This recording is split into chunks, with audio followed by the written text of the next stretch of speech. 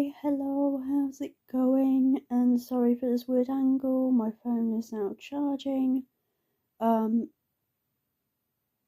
as you may have seen from my socials, particularly my TikTok account, I've got COVID. But I will say, this is my first time having COVID. I just hope I don't give it to my mum or my brother, because both of them have already had COVID. So anyway, considering that I'm now confined to my room and can only leave to basically go to the toilet, I thought I might as well do a reading vlog. So, because Halloween's around the corner, and because my current read is Death Note Volume 1 Black Edition, I still haven't finished reading it yet. So I'm still going to finish that. But another book on my TBR is Notes on a Murder by B.P. Walter. Now, I've already read a book by him. I believe it was called The Dinner Guest, and I really enjoyed it. I believe I gave it 4 stars. So I'm really excited to pick this one up.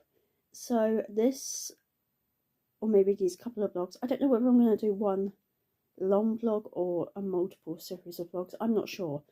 But I'm aiming for thrillers, horror books, because we're heading into Halloween and October, so I'm going to do that. She says that, and she's watching reruns of The Great British Bake Off. And I've also found another show that I like, which apparently is on Food Network. I believe it's called The Great Chocolate Baking Show or something. I need to find it on Food Network. Some episodes are on YouTube. Or it could be called The Great Chocolate Showdown, I can't remember. But there's that as well. And I sound awful. So, but believe me, I'm a lot better than I was yesterday, because I was actually sick yesterday. So hence why I decided to do a reading vlog now. And the Halloween bookmark's out, people. The Halloween bookmark is out of the little pouch. So, another reason to read thrillers and spooky books. So, first task is to finish the Black Edition Volume 1 of Death Note. And why does it have to end on a blimmin' cliffhanger? And to me, the cliffhanger doesn't even make sense. So, that really spoiled it. I'm sorry, I'm not going to let this cliffhanger go. So for me, that ending kind of spoiled it a bit. But then again, when you think about it from an author's point of view, it makes me want to buy the next Black Edition, and it's not cheap. So props to the author. It's a good author and writer's plot, should I say, or strategy, should I say. I love this Black Edition. I can't go to a normal manga volume after I've read the Black Edition volume. So anyway, but I really enjoyed that. And I think the main purpose of that is there is good and evil, and there's evil and good when it comes to human beings. And that sums it up very, very well. And Light, the young boy in the, I guess he's followed throughout the series as well, but I'm not sure. And my voice is going, I'm really sorry. That's what COVID does to you. But yeah, Light doesn't get that. At least he doesn't understand that in Volume 1. And this, I don't know how to pronounce this creature's name. Shamin? I think it's spelled Shami. I think that's how you pronounce it. He's the voice of reason. He's not on anyone's side, but he's just saying, hey, the deeper you go into this, this will happen. Oh, by the way, if you do this, this will happen.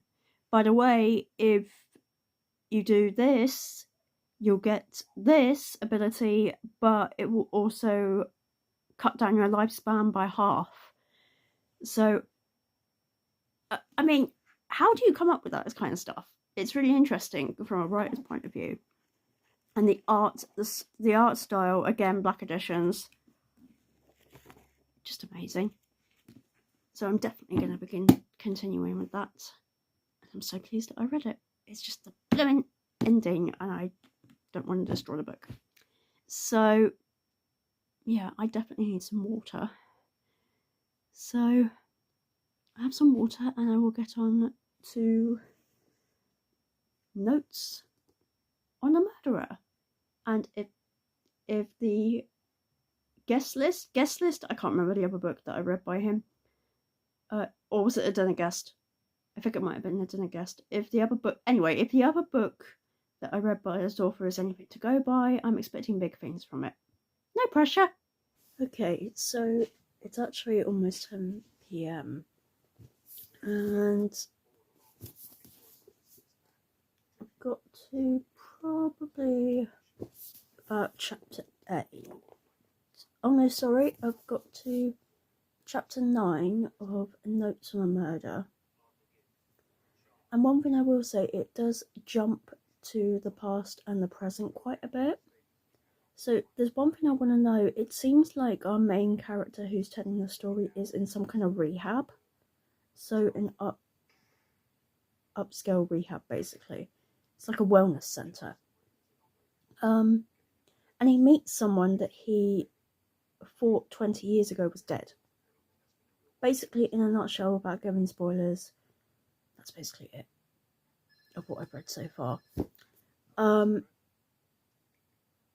But there's something about the way it's written which is really intriguing.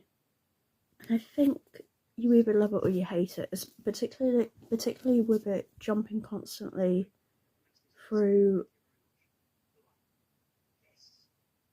present and past.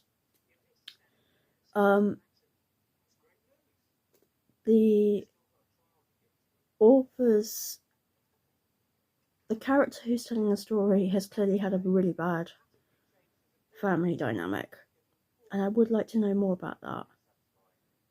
So there's secrets there, which clearly is impacting him as a teenager, or a young adult, I should say, because in the past he's 21. But yeah, there's so many bits and pieces that I would like to know more about. So, and I like the style of the writing. I don't particularly like the fact that it jumps so often from the present day to the past, but it's not every single chapter, which is good. So I'll give it a little dismissive tone on that one. I do have the audiobook as well, so that is a good thing. So I'll continue with that tomorrow and see where I'm at. So hope you join me for tomorrow with another video. I don't think I'm going to get this up tonight, so I'll get this up first thing tomorrow, and then I'll start a new one. Yeah, this is basically all I'm doing since I've got COVID.